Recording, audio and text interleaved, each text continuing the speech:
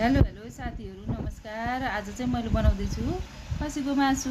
यो चाहिँ मेरो छोरी आएको आज 3-4 दिन भइसक्यो। मैले खासै कुखुराको मासु मन पराउँदिनँ अनि खसीको मासु मन पराउँछु। हल्का भयो नि खान्छे भनेर झन् आधी किलो मासु किनेर लिएर आएको त होइन। उसको बाबाले नि बार्नुहुन्छ, भाइले रातो मासु खाँदैन। अनि त्यो भएको भएर झन् आमा छोरी खाम्ला भनेको त किन ल्याउनु पर्थ्यो र मैले त वहीँ कम्पनीमा खाइहाल्छु नि। सङ्क्रान्तिमा पनि नआए कि ठिकै छ नि त भनेर ल्याएर भुट्न थालेको त छोरी गनगन त्यहाँ ल्याउनु पर्थ्यो, मैले त वहीँ खान्छु कम्पनीमा भनेर भन्छे। अब त्यही जे भने नि भनिराखोस् भनेर भुट्दै अब आमा छोरी मिलेर खाम्ला नि त भन्दै फकाउँदै अनि भुट्दै गरेँ। अनि त्यसपछि यो मासु चाहिँ अलिक साह्रै रहेछ। अनि मजाले फेरि सानो ग्यास गरेर भुटेँ, धेरै भुटेपछि अनि मसलाहरू राखेर अनि खाने बेलामा पनि अलिकति जियोस् मलाई चाहिँ चपाएर खाएको मिठो लाग्ने भएर अलिक जियोस् मजाले भुटेर मात्रै हल्का ग्रेभी राखेर खाइयो के अरे।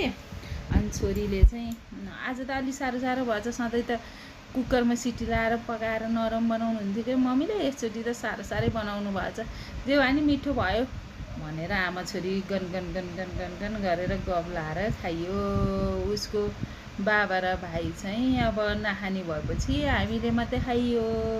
भिडियो अन्तिमसम्म हेर्नुभएकोमा धेरै धन्यवाद।